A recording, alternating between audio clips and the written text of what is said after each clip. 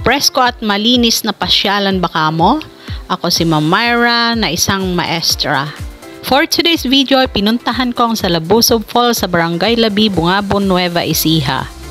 Preskong kapaligiran na napapalibutan ng malalaking punong kahoy, malalaking bato at napakagandang view ang makikita dito. Tunay ngang tahimik at bagay na bagay para sa mga taong gustong makalayo sa stress ng lungsod.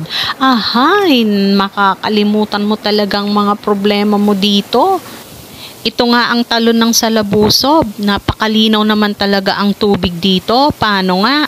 Direct na nanggagaling sa bundok ng Sierra Madre.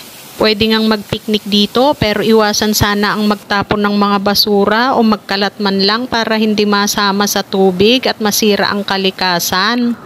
At syempre, pwedeng maligo at lumangoy dito sa malamig na tubig pero mag-ingat din dahil malalaki ang bato at medyo madulas. Meron din silang cottages na pwedeng upahan sa abot halaga lamang. Napakaganda naman talaga dito.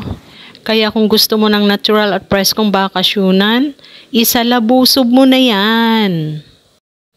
At sa pag-uwi ko nga ay nadaanan ko ang isang tanyag na ilog na matatagpuan sa Barangay Labi, Bayan ng Bungabon, Lalawigan ng Nueva Ecija. Ito nga ay ang Labi River. Ito nga ay kilala bilang isa sa mga preskong ilog na nagmumula sa kabundukan ng Sierra Madre, ang pinakamahabang bulubundukin sa Pilipinas.